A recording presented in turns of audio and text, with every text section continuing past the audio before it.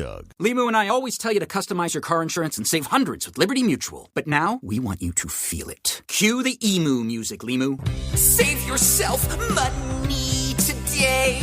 Increase your wealth. Customize and save, we say. That may have been too much feeling. Only pay for what you need at libertymutual.com. Liberty, liberty, liberty, liberty. Savings vary. Underwritten by Liberty Mutual Insurance Company and affiliates. Excludes Massachusetts. A science story, huh? These NYU scientists, I felt right. But I was so And I just thought, well, I had figured it out. it was that golden moment. Because science was on my side.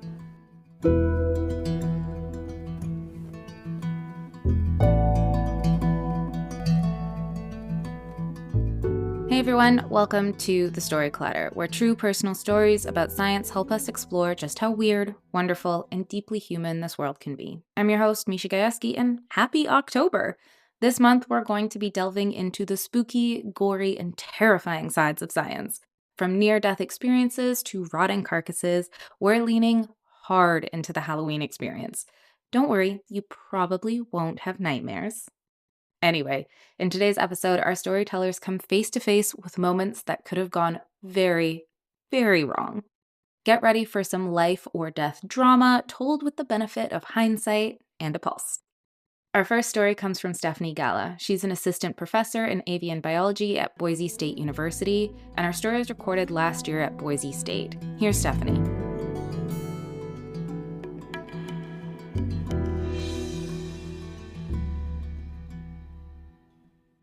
So I was 30 years old, and I was doing my PhD in Christchurch, New Zealand, studying avian conservation genetics.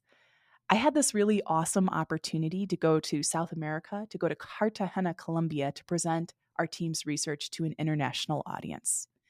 And as someone who loves birds, the idea of going to South America was just so exciting because there were all these new species of birds that I could see. The one that I was most excited about was a sword-billed hummingbird. And for those who don't know, this is a bird whose bill is just about as long as the rest of its body. How cool would it be to see that? I was just beyond excited. So I bought a field guide to South American birds, and it was comically thick. And on the plane ride to Cartagena, I poured through this field guide so much that I hardly slept. And because I'm also a very deeply conscientious person, I remember not drinking nearly enough water on this flight because I didn't want to bother the people next to me for, a trip to the bathroom. So when I arrived in Cartagena, the first thing I did is I really had to go pee. So I found a bathroom first thing right away. I also tried connecting with my friends and fellow PhD students who were arriving on another flight. They were supposed to arrive within the hour. But I heard from them that their flight in Chile had been canceled and they wouldn't be in Cartagena for another day. So I was all alone in a new city, at least for a little while. Something that you should know about me is I'm the type of person who I doubt myself quite a lot. And I remember in this moment, I felt that little bit of self-doubt creep in. I was wondering, do I have what it takes to make it on my own in a new city all alone? But I was able to convince myself pretty quickly that I had all the tools that I needed to be okay. So I dusted off my high school Spanish and I got a cab to our hotel. And I remember the hotel was so sweet and small and locally owned with really lovely people. And when I arrived, I felt very much ready for check-in. I was so dehydrated. I was so gross from this flight and so tired. After speaking with a front desk person in my very rusty Spanish, I also learned that they wouldn't have my room ready for a couple of hours. He said that he was happy to take my big roller bag. He didn't have room for my backpack necessarily, but he recommended that I go explore the city for a little while.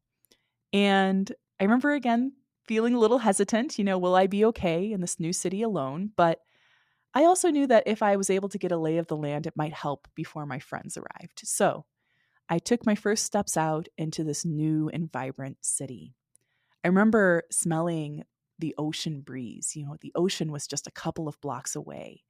And I remember seeing friends and families on the streets in these really bright outfits with loose fabrics. So, as I was walking farther from the hotel, I experienced maybe for the first time in my life a really strong gut instinct. And my gut was telling me if ever there was a target for something bad to happen in a new city, I was a really good target in this moment. And at first, I was really surprised by feeling this gut instinct. I'm normally such a positive person, but on reflection, I knew exactly where this instinct was coming from. It was the voice of my mom just ringing in my ears. In the 80s and 90s, when I was a kid, my mom really loved TV shows like America's Most Wanted and Dateline. She was really obsessed with true crime before it was a thing. And we grew up outside of Chicago, AKA, the murder capital of the USA. So my mom had a lot of inspiration for things that could go wrong. And when I was a kid, she would teach us, lessons. What does it mean to be safe in a city, no matter where in the world you are? I knew that being a woman alone wasn't a good start. Neither was looking like such a tourist. The turtle backpack really was not a great touch. So, in this moment, I really leaned into these weird lessons that my mom taught me growing up as a kid. And I started formulating these plans in the unlikely event that something bad would happen. Like, I thought to myself, what do you do if somebody grabs your wrist? And I thought in response, okay, I would, take my knee to their groin, stomp their feet, push their arm away, and I would run, right? I feel like moms give these lessons quite often. So as I was walking around the city, I noticed that there was this colonial district with this big fort wall, this fortress that was surrounding it. It was maybe 20 feet tall with a slight grade to it, maybe 4 feet thick. And up high, I remember seeing these cutouts where cannons used to go back in the day. And in one of those cannon cubbies, I saw a family that was sitting, enjoying their lunch, enjoying the ocean view. And I thought to myself, that is the best place I could be hanging out right now. I can sit and rest and enjoy the breeze. And if anybody tries any funny business, I'll just jump out the window.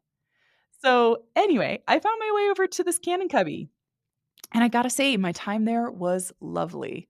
On one side, we had the colonial district. So, this old part of town with vendors and music and families. And on the other side of this cannon cubby was a steep drop, about 15 feet. And it ended in a sidewalk, and then a highway, and then the ocean. When I was in this cannon cubby, I was able to just stretch out and relax. I remember one vendor rolled by and offered some water.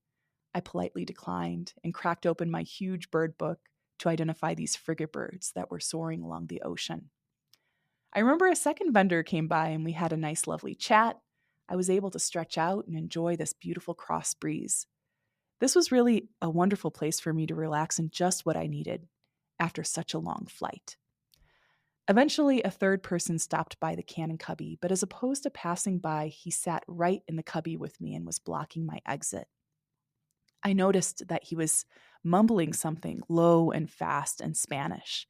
And curious about what he was saying, I leaned in. And he was saying something to the effect of, act quick, act quick. And I looked him in the eyes, I followed his gaze down to his hand, and he had a knife that he was pointing at me. And in this moment, I was like, oh my gosh, it's actually happening. I'm being robbed. As this was happening, you may imagine that I must have felt pretty scared, but I actually did not feel afraid at all. I felt so calm and so confident. And for the second time in a day, I experienced another gut instinct. And my gut was telling me, yes, there may be some people in the world who actually want to stab another human being, but I don't think this guy is one of them. He couldn't have been more than 19 years old, just a kid. And my gut was telling me that his heart wasn't in it. He didn't want to be there. He didn't want to stab me. And he definitely did not know what I was going to do next. So I shook my head really coolly and told him, no, I'm not giving you my things. And he looked nervously between me and the knife as if to say, I've got a weapon. I'm blocking your exit. You don't have any other choice. So I strapped my turtle backpack to myself and I waved goodbye to the stranger. I turned around and I jumped out the window. And I remember, using my fingers to really slow down my fall as I fell out this building. And I fell about 15 feet and I hit the ground pretty hard. My ankles reverberated. But I was just fine. I had made the judgment call ahead of time. If ever I needed to jump out this window, I'm going to be okay. And I was. I was able to brush myself off, get up, and make my way around the corner. When I did, I saw that same stranger on the other side. And I remember pointing at him as if to say, don't try anything funny. And with both of his hands, he waved me and brushed me to the side as if to say, you are crazy and you are not worth the trouble. So in this moment, I was able to watch him ride away on his scooter that was parked by the highway, and I made my way back to the hotel. On the way back, there were these big storm clouds that rolled in, and I remember it started to rain these huge raindrops. And in this moment, I was flooded with every feeling that I did not feel in that cubby. I felt shocked and scared and alone. I remember crying in the middle of the streets, but nobody could tell I was crying because it was raining so hard by that moment. I remember the streets flooded in an instant, and by the time I got to my hotel, they were boarding up the front door to keep all the floodwaters from coming in. The same front desk attendant that I had seen before, he outstretched a hand to me, and he was able to pull me over this barrier and bring me back into the hotel. He told me that, he'd have that room ready for me as soon as he could. And I remember when I did get up to that hotel room, I just felt every human emotion that could be possibly felt. I felt, somehow guilty for what had happened. I felt scared and alone. But amongst all these feelings, I also felt just so surprised, so surprised and in a good way that I had experienced such a strong gut instinct and that it kept me safe that day. I felt amazed. The rest of the trip after that went without a hitch. I presented my research at an international conference. I was able to network with new collaborators. I ate so much ceviche in South America with my friends. We eventually saw the sword-billed hummingbird. It was amazing. And after the conference, I continued a life in science. I finished my PhD, I did a few postdocs, and now I'm a professor at a university with a lab of my own. And over the years, I've come back to this story time and time again. Because again, I'm someone who can struggle with self-doubt. I question myself all the time when I need to make decisions, and it can feel honestly quite debilitating. So when I think back on the story, I marvel. Who was that girl out there? So confident in her decisions, sliding down a building like Jason Bourne. And as I reflect on this story, there's been a strength that I've been pulling from it, especially as I grow as a scientist and I need to make lots of tough decisions. I've learned that instinct isn't just a whim. It can come from rich lived experiences and years of training. I also remind myself that the decisions I make aren't often impulsive. They're often the result of my tendencies to plan and think things through. And when I honor my training, my planning, and what my heart is telling me, I'm never going to make any decision or any jump blindly. I know I could trust myself, and that when I land, I could brush myself off, and I'm going to be okay.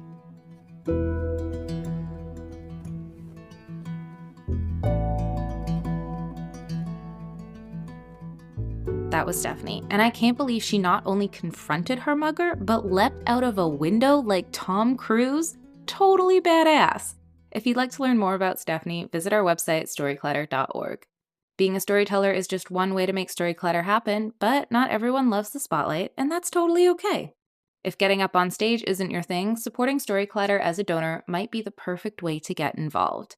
Now, more than ever, it's vital that we hear the voices of scientists and science communicators. At Storyclatter, we believe that true personal stories can break through the noise, bringing science to life, building trust, and helping people connect on a human level. But we can't do it without your support.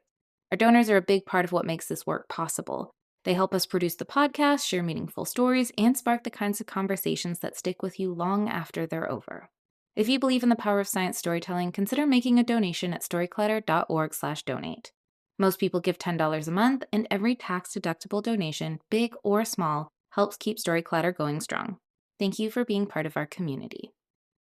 Our next story is from storyteller and high school math and engineering teacher Kim Weaver. Her story was recorded last year at a special show we did in partnership with the Wild Podcast and KUOW in Seattle. Here's Kim.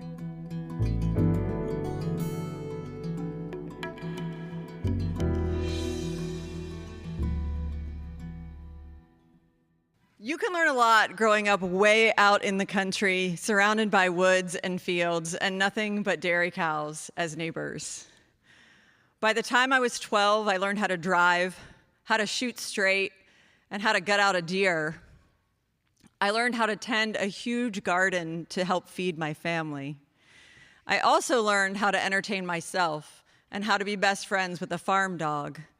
And when my best friend took a face full of porcupine quills, and I was the only one she trusted enough to let near her, I learned how to carefully snip off the end of each quill so that it would deflate, making it easier to pull out. Let me tell you what, folks, in the zombie apocalypse, you want me on your team. I have skills. I also learned the memory verse every Wednesday and Sunday at church, and once a quarter, I learned every obscure fact about some random book of the Bible so that I could absolutely crush it on the Bible quiz team.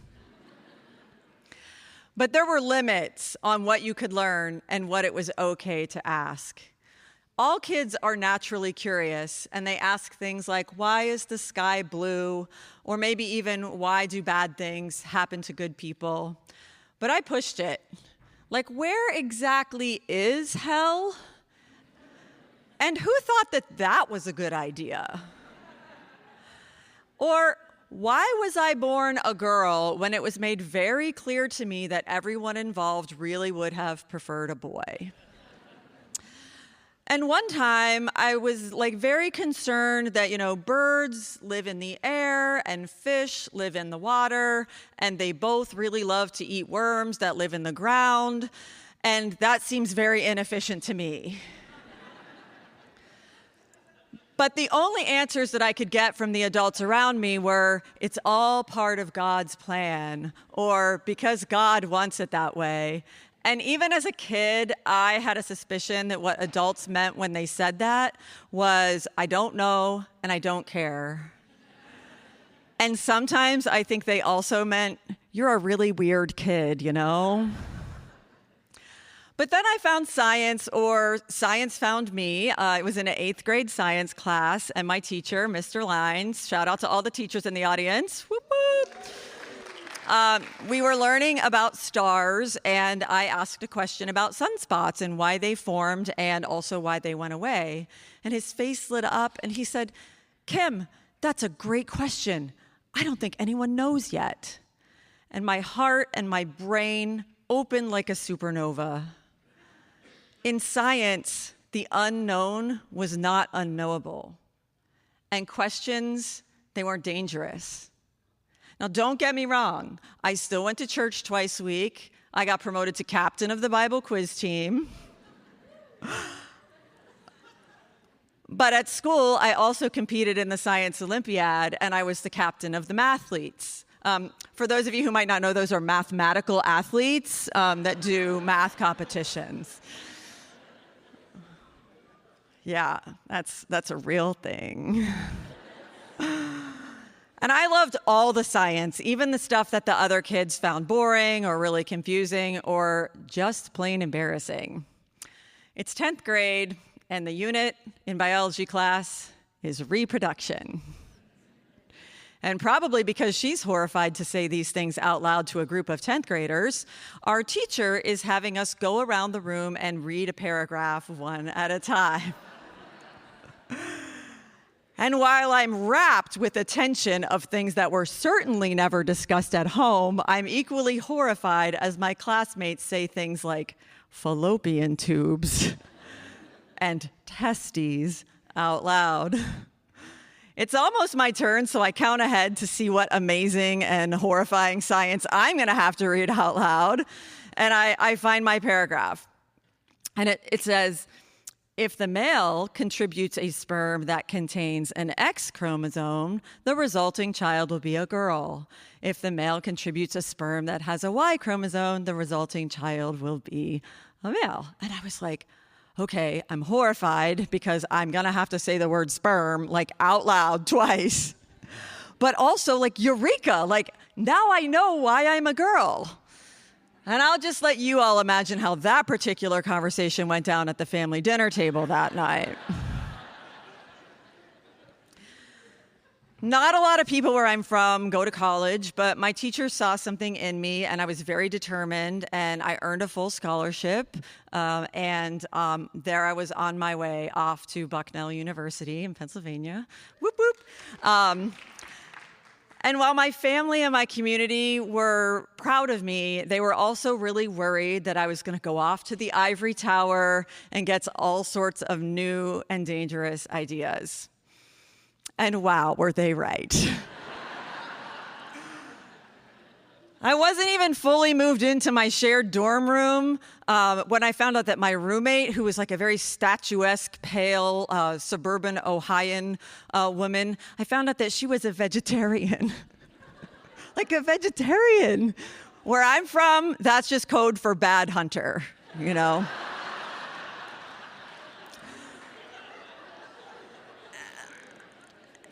And my shock only deepened that first Sunday on campus because, of course, I had promised to go to church every Sunday. So I walked on down to the beautiful chapel on campus, and imagine my surprise when the chaplain is a woman. And she's wearing a long, beautiful robe that's embroidered with rainbows and birds. And her sermon was about something called social justice. Now, I was used to sermons that were like big, long lists of things that would send you to hell in a handbasket. But she didn't talk about any of them. She just talked about loving everyone. And I mean, that was just the beginning. My first year at college was truly transformational. When the year ended, I went back home, and my plan was just like keep my head down, work my summer job, and, make it back to college in the fall.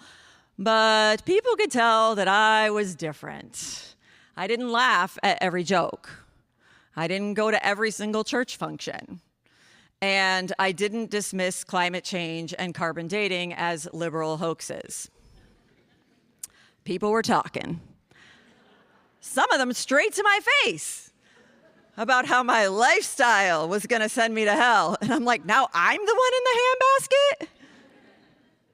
It didn't help matters when later that summer I was actually smote or smitten, smited. I'm not quite sure what the proper verb is there, like a bolt from the blue. All the science I knew then and all the science I know now can't really explain what happened. It was a scorching summer day that looked like it was right out of a child's drawing labeled summer. A blazing yellow sky in an blazing yellow sun in an unbelievably blue sky and no wind. It was hot. My family, we were all out in the yard doing chores. I was weeding the garden. My mom was hanging clothes on the line. My dad was mowing the lawn. And my best friend, the farm dog, was supervising all of us from a little shady patch under the lilac. And then there was that subtle change in the air. And you look up and you're like, wow, here comes one of those sudden summer storms. And so we scurry to put away the tools and the lawnmower and the laundry, and we decide to sit on the porch enjoying a cold beverage and cooling off while this storm starts to come in. At first, there's just a little bit of wind and a few fat raindrops. And then, bam!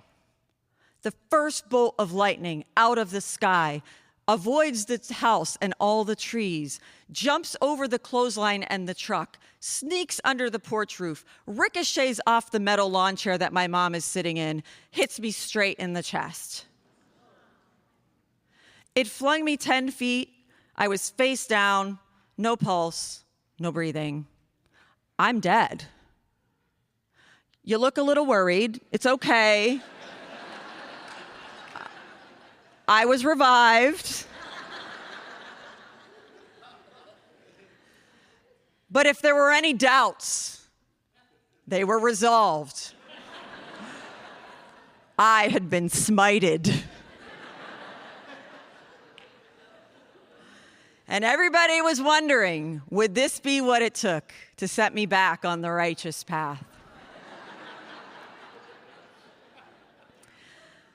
When people hear that I've been struck by lightning, there's a very predictable set of questions that I get, and I'm sure some of you are thinking them right now, so I'm going to run them down for you. People who are afraid that something like this could happen to them and want to believe that I was doing something stupid say, "Were you doing something stupid? Like swimming in a lake while waving a metal flagpole or golfing with a metal golf club?" No, I was sitting on a porch under a roof, minding my beeswax. The religious and wary atheists ask, "Did you see a tunnel or a bright light?" And I'm like, "Yes, you fools. I saw a bright light when the giant ball of lightning hit me in the chest." But no angels, no voices. I'm very sorry to disappoint you. People who have watched too many movies ask if I got superpowers from it. No, and now we're all disappointed. The squeamish ask me if I have any cool scars. No comment. But every now and again, I get another question, a good question, and really the only question that matters, which is, did it change you? And yes, I have to say that it did, but not in the way that people back home had hoped. Because there I was, doing nothing wrong. I had barely started living and learning, and it was almost over in an instant. And I decided, if you can do everything right, if you can follow the rules and still be struck down, why not live a little?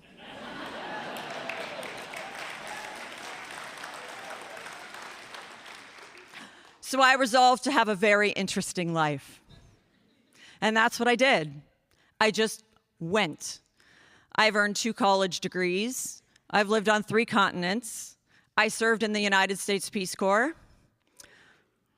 I've changed careers a few times. And I served aboard an ocean-going vessel that was so far out to sea for a month that at times the closest humans to us were the astronauts passing overhead in the International Space Station. And once, Michelle Obama took both of my hands in both of her hands and looked deeply into my eyes and told me that she was proud of me.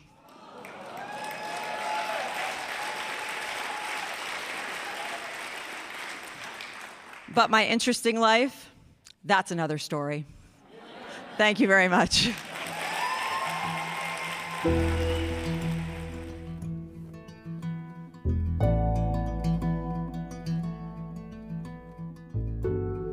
Damn, nothing like getting struck by lightning to change your entire outlook on life, huh? If you'd like to learn more about Kim, visit our website, storyclatter.org. If you want more Storyclatter content, check out our website or follow us on social media. We're on Facebook, Instagram, TikTok, and Blue Sky. If you want to come to one of our shows, start your own Storyclatter show in your community, or even learn how to tell your own science story, you can learn all about that on our website too. In fact, there's still a few weeks left to sign up for our Intro to Storytelling workshop with Moth Grand Slam champ Brian Kett and environmental scientist Niti Jen. It starts October 27th, and there's only a few spots left, so make sure you sign up soon. All the details can be found at storyclatter.org/education. This podcast is produced by me, Misha Gajewski, along with Jen Chen, Nikisha Roberts-Washington, and Aaron Barker, Executive Director and co-founder of The Storyclatter. The stories featured in today's episode were produced by Mesa Salida, Brian Kett, Diego Villarroel, and Kent Whipple. Special thanks goes out to Storyclatter's board and team. Our theme music is by Ghost, and next week I'll be back with stories about blood and guts. Hope you're not squeamish. Until next time, thanks so much for listening.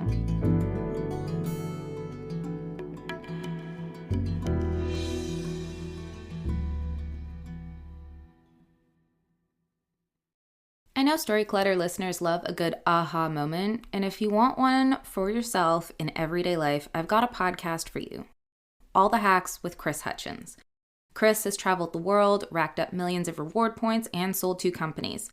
But this podcast isn't just about what he's done. It's about how you can take his real-life experiences and turn them into actionable ideas for your own life. I just listened to an episode on mini retirements, which I know sounds like a fancy word for vacation, but it's so much more.